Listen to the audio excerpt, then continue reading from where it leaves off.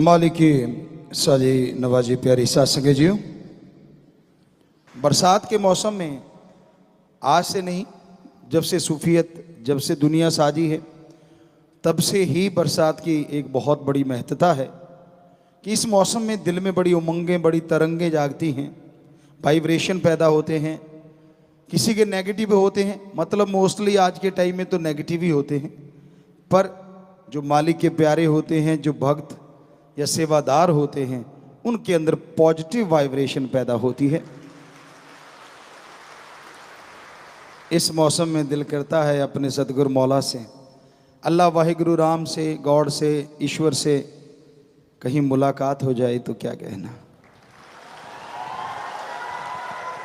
और इस मुलाकात का कोई मुकाबला नहीं होता।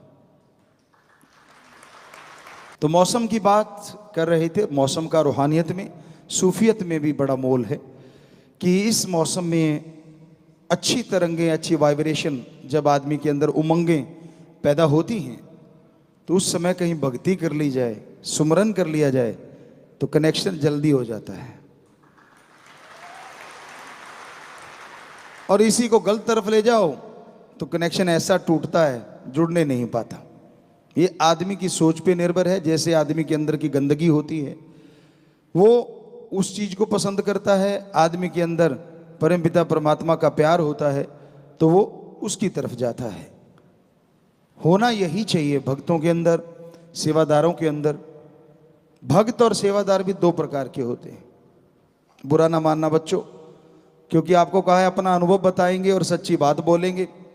चापलूसी हमें पसंद कभी नहीं थी, ना आज है ना कल रहेगी। झूठ बोलना ना अच्छा लगता था, ना लगता है और ना ही कभी लगेगा। तो दो तरह के सारे लोग होते हैं कम से कम, बाकी तो बहुत तरह के होते। गिरगिट तो इसीलिए तो गायब हो गई क्योंकि उसकी जगह आदमी ले चुका है। आज पल पल रंग बदलता है। बात करते करते कभी यू टर्न ले जाए, सामने वाले को दिखा अच्छा इसका रंग बदल रहा है, तब पता चलता है जब यू टर्न ले जाता है, बात करते करते। बात चल रही थी भक्ति की। भक्त भी दो प्रकार के, सेवादार भी दो प्रकार के होते हैं। एक होता है भक्ति करना मजबूरी में कि यार टाइम पास, अरे आधा घंटा तो लगाना पड़ेगा यार, पिताजी हर बार कहते 15 मिनट तो लगा दो। उनकी निगाह मिनटों में ज्यादा रहती है, भक्ति में कम रहती है। ठीक है, भक्ति जितनी कर ली हो नहीं सकता, और कोई भी चीज करी हुई का रिजल्ट आए ना आए, की गई भक्ति का रिजल्ट 100% आता है। पर एक भक्ति होती है इंजॉय, कि यार आपा अपने सदगुरु को खुश पाना है, रूहानी नज़ारे लेने हैं। वो उसकी रजा, वो नूरानी में आए, रूहानी में आए, दुनियावी रूप में आए, किसी भी रूप में आ जाए, उसको पाके रहेंगे। और आपा तो उसकी मस्ती में, उसकी अनहद सुन के रहेंगे। एक मस्ती में सुमरन करना, एक खुशी में सुमरन करना, चाहे 5 मिनट क्यों ना हो जाए, उसका कोई मुकाबला नहीं। एक नींद 8 घंटे पड़े रहते और करबट पे करबट देते रे कि इधर उधर, चद्दर बेचारी सुबह उठते हैं उसके इतनी सलवटें पड़ी होती हैं पूछो मत। और एक 4 घंटे या 6 घंटे इतनी डीप स्लीप सोते, कहते घोड़े बेच के सो गया। किसी डॉक्टर से किसी भी पैथी में पूछ लो, वो जो डीप स्लीप है 4 या 6 घंटे की, वो 18 घंटे की नींद से अरबों गुना ज्यादा अच्छी है। तो उसी तरह भक्ति है। एक होता है दिखावा करना, मैं ये कर रहा हूं, लोगों को लगता है यार ये तो बड़ा नजदीक है। आपको पीछे भी एक बार ये टॉपिक चला था, बड़े पाँव से छूने लग जाते हो आप, यार ये तो पिताजी के ऐसे नज़दीक होगा, ये फलाना। बिल्कुल आपकी गलत सोच है। नज़दीक है तो दिल में सत्कार होना चाहिए, झुकना है तो अल्लाह वाहिगुरु राम यार होना चाहिए। हम ये नहीं कहते कि तने रहो, वैसे तो हर का किसी का सत्कार करो, हाथ जोड़ के नारा लगाओ।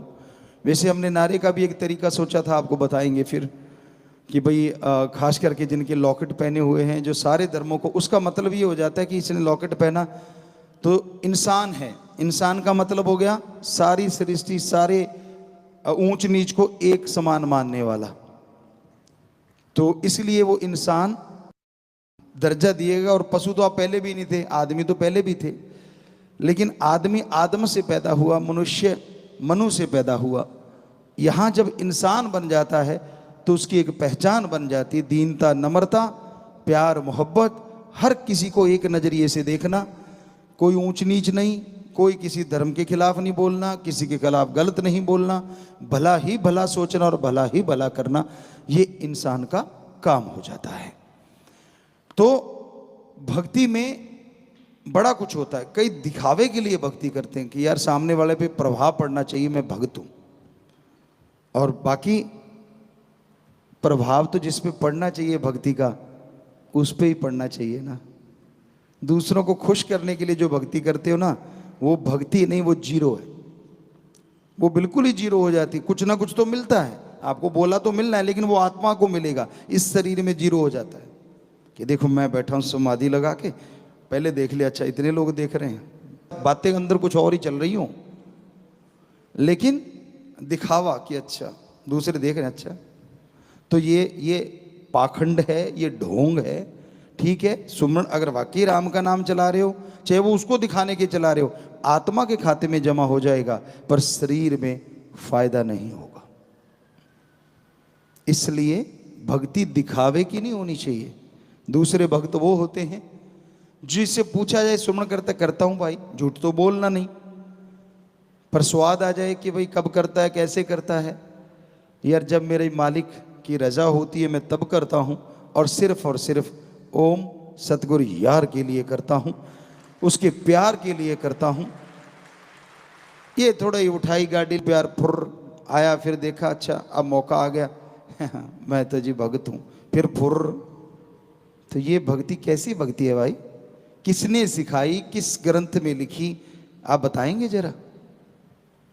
दिखावा दुनिया को पसंद होता है, उस राम को पसंद नहीं होता, सतगुरु को पसंद नहीं होता। हालांकि वो किसी का पर्दा नहीं उठाते, ना कभी उठाएंगे, लेकिन हकीकत यही है कि अगर आप उस परम पिता परमात्मा को खुश करना चाहते हैं, उस मालिक को खुश करना चाहते हैं, तो आप भक्ति करो परम पिता परमात्मा के लिए, सदगुरु के लिए। ये सच्ची भक्ति है। हम तो अपना ही जिक्र करेंगे, आपको पहले ही बोला है कि अनुभव ज़्यादा सुनाया करेंगे, आपको वचन ज़्यादा सुनाया करेंगे। वचन है मस्ताना जी से लेके अब तक, और आगे भी अनुभव है। ये वचन है हमारे, चाहे वो साईं जी के हों, वो क्योंकि MS जी उन्होंने खुद बनाया है, तो अनुभव हमारा काफ़ी लंबा हो गया, 48 से लेके अब आप देख लीजिए कितने साल हो गए।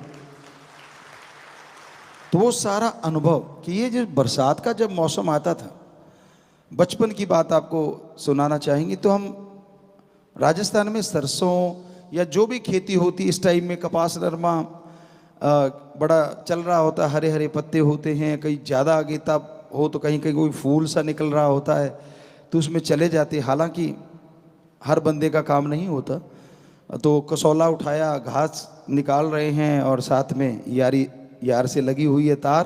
क्या मज़ा आता था, ठंडी ठंडी हवा। हालांकि बीच में जब गर्मी आती थी कीड़े से भी चलते हैं, वो किसान जानते हैं, जिसने AC से बाहर नहीं निकला उसको क्या पता वो क्या होता है। इसके लिए कहावत भी बनी है एक पंजाबी में, हम थोड़ा सा उसको चेंज करके बोलेंगे। सावन भादों की तिड़की ते मतरेई दी चिड़की किसानों को साध बना देती है। सावन भादों की तिड़की, ये कितनी सुंदर हवा चल रही है, कितना बढ़िया मौसम है, बरसात हो रही है, मज़ा आ रहा है, इतनी ठंडी हवा, और ये सारा कुछ रुक के एकदम धूप निकलती है। ओहो, वो भी एक मज़ा होता है, पर वो बड़ा गलत सा मज़ा होता है। शरीर में आग सी निकलने लगती है, और इतने कांटे लगते हैं, यूं लगता है कहीं कांटों पे लेट गए। तो सावन भादों की तिड़की, उसे कहते तिड़की, तिड़क जाना, जैसे किसी खरबूजे का फट जाना, एकदम से फटा सा खरबूजा होता, तो बॉडी ऐसे फटने लगती है।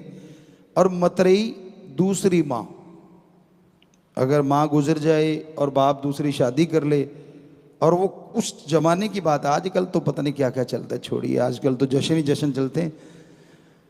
तो कहने का मतलब उस टाइम हमारे कल्चर में कि वो दूसरी माँ मतरेई उसको बोलते पंजाबी में, कि उसकी झिड़की, वो झिड़क दे बिना वजह, बात बात पे टोकती रहे और डांटती रहे, प्यार तो उसने देना नहीं होता, तो किसानों को साध बना देती है। वो किसान घर छोड़ के चले ही जाते हैं। तो वो काम किया करते थे हम। और जब ये तिड़की आती थी तो शीशम के बड़े बड़े पेड़ होते हैं, फिर उसके नीचे भागते थे कि भाई ये तो बहुत ही ज़्यादा यार, क्योंकि 12 बजे होते थे दिन के। वैसे मौसम में पता ही नहीं चलता कि 12 बजे हैं, लेकिन धूप निकलते बता देती बेटा कितने बजे हैं। तो लेकिन हमारा कुछ और था कि जैसे उसमें मज़ा लेते थे तो इसमें भी मज़ा लेते थे कि हाँ सतगुरु यार ने ये भी भेजा है तो इसमें भी कुछ मज़ा लेते हैं। जाके वो शीशम के पेड़ों के नीचे सारे खड़े हो जाते।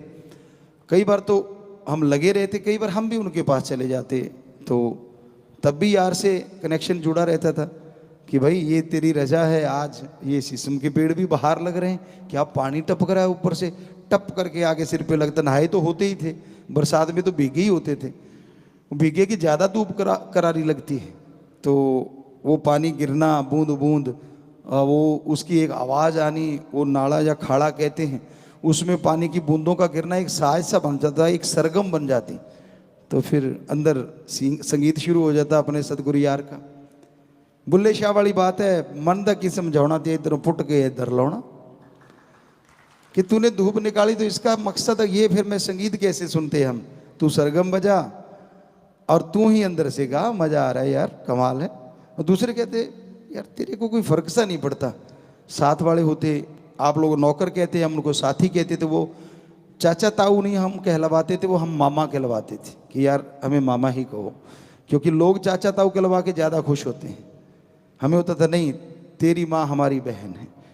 तो कहने का मतलब कभी किसी के साथ ये चीज़ होती नहीं, तो वो बड़ा कहा करते थे कि यार इसके कोई असर ही नहीं होता, गर्मी गुर्मी होती है, वो खाज मर गए लुट गए, क्योंकि खा ऐसे शरीर फटता है, कितने आराम से खड़ा रहता है। अब उनको क्या पता, जिसके साथ यार खड़ा हो आराम से ही खड़ता है।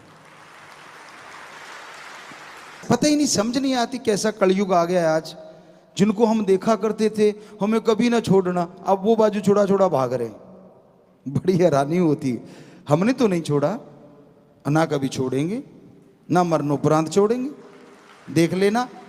अब बाजू छुड़ा छुड़ा भाग रहा, भागता रहे, लेकिन वो टाइम आएगा तो खुद बुलाएगा, ये भी लिखवा ले। क्योंकि जब सारा सामान निकलेंगे ना, जिंदन मानी कडिए हड्डा कुड़काए, हाथ छुड़ा छुड़वा भाग रहे हो तो तब फिर हड्डियां वो टूटने लगेंगी। क्यों? गुरु को तो याद नहीं किया, उसकी तो मानी नहीं। मन मर्जी अपनी ऐश के लिए, अपने मन को शांति दिलाने के लिए उसके पास जा, उसके पास जा, फलां की सुन, फलां की सुन, सतगुरु की तो सुनी नहीं। तब तकलीफें 100% आएगी, सत्संगी होते हुए भी कोई नहीं रोक सकता, क्योंकि आपने कर्म ही ऐसे कर लिए हैं जो कि सतगुरु ने कभी बताए ही नहीं थे, कभी सिखाए ही नहीं थे। कर्म तूने किए, मुआफ कर दिया, तो जिंदगी स्वस्थ जिंदगी जी रहे हो। लेकिन मौत का दर्द तो उन्हीं का खत्म होता है, वही एडवांस में बता पाते हैं जो वचनों पे 100% पहरा देते हैं और दर्द यकीन रखते हैं। उन तो साल पहले भी पता लग सकता है, महीना पहले भी पता लग सकता है। तो इसलिए हिसाब किताब तो है सारा, अब आपको खोल के बता रहे हैं ताकि आप सही रहें। क्योंकि रब नाल ठगियां क्यों मारे बंदे, किसी ने गाना लिखा है, हमने पहले भी कई बार सत्संगों में आपको ये गाने की लाइन बोली है कि उसने पता नहीं किस अंदाज में लिखा होगा, लेकिन आजकल तो शरेआम ठगी है। सेवा है तो उसका भी नगद नारायण चाहिए। चलो कोई बात नहीं, हम तो जो सेवा करते थे ये होता था कि तन लगा दें यार, धन लगा दें यार, मन तो वो तो बचपन से सतगुरु का था, लगा ही हुआ था। कोशिश करते थे कि अपनी कमाई का जितना भी हिस्सा दीन दुखियों की मदद में लगा पाएं, जितने भी लोगों को ज़्यादा से ज़्यादा सतगुरु शास्त्र नाम जी दाता रहबर से जोड़ पाएं। 9-9 साल में ट्रैक्टर ट्रालियाँ भर भर के गुरु मंत्र दिलाया करते थे। फिर बड़े हुए तो बेपुरा जी ने जैसा ख्याल दिया, ट्रकों के ट्रक, गाड़ी बसों की बसें वहाँ से करवा करवा के नशा छुड़वाया करते थे, जिस एरिया में भी ऐसा लगता था। तो ये उनका रहमो करम, उनकी दया मेहर आज भी है और हमेशा रहनी है। तो हम तो समझा रहे हैं, हो सकता है आपको कड़वा भी लग रहा हो। आज कड़वा लग रहा है, आज मान के अगर आप मान गए, हो सकता है वो जो आपका हड्डों को कुड़काए है, हड्डों को तोड़ने वाली बात सतगुरु बदल दे और आप भी 5-7 दिन पहले बताने लग जाएं कि मैंने जाना है। सतगुरु आके आपको संदेश दे दे पर हमें लगता नहीं, एक ढीठ होता है। कहते ना, एक दूध सारा दिन कड़ता है, उसे कहते पड़ के कड़ गया। एक जब सदगुरु के आसपास रहता है ना, उसको लगने लग जाता है मैं तो जी नॉलेजेबल हो गया, मेरे को तो अब संतों का सारा ही पता चल गया, मुझे पता है अब क्या कहेंगे, किसको कह रहे हैं, फलां को, दिंकड़ को। ये पहले भी चला करती थी चर्चाएं कि अच्छा उसको कहा जा रहा है, अच्छा ये फलां। नहीं भाई, हम किसी को पर्सनल नहीं कहते, सर्वत का, सबके भले के लिए कहते हैं कि सबका भला हो। लेकिन जो पढ़ के कड़ जाता है ना, वो यहां सुनेगा, यहीं पल्ला झाड़ देगा, काम वही करना है जो उसके मन ने पका रखा है कि नहीं नहीं आपा तो वही करना है। ठीक है यार, पिताजी आए हैं, कोई बात नहीं, अब हाजिरी सी लगवा लेते हैं, भक्त से बन जाते हैं, फिर सुई वहीं की वहीं। तो बेटा जी फिर वो हड्डे को कड़काए वाला भी तैयार रहना। फिर लोग पूछेंगे यार तू तो सत्संगी है, तेरे साथ ऐसा क्यों हुआ? छुपा नहीं पाएगा, क्योंकि आज वचन हो लिए सारे, कम से कम तेरे माँ बाप परिवारों में जो सत्संगी, उनको तो पता चल ही गया कि भाई इसने गुल खिला रखे हैं जो आज चिल्ला रहा है।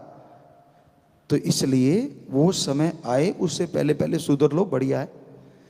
बाकी मर्जी आपकी, जिंदगी आपकी, शरीर आपका, वो आप जानो, आपका काम जाने। तो चलो वहीं पे आते हैं, बीच में टॉपिक जैसा आ जाता है बेपरवाह जी ख्याल दे देते हैं, क्योंकि इधर से वाइब्रेशन आती, आपके जैसे कर्म किए होते हैं, फिर वो हमें बोलना पड़ता है।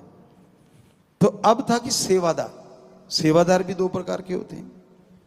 एक सेवा करता है, हमने हमेशा वचन किए कि बेटा ये जिंदगी आपकी अनमोल है, आप हमारी जान हो, सेवा करो, पर ये मतलब नहीं है कि अपनी जान को दांव पे लगा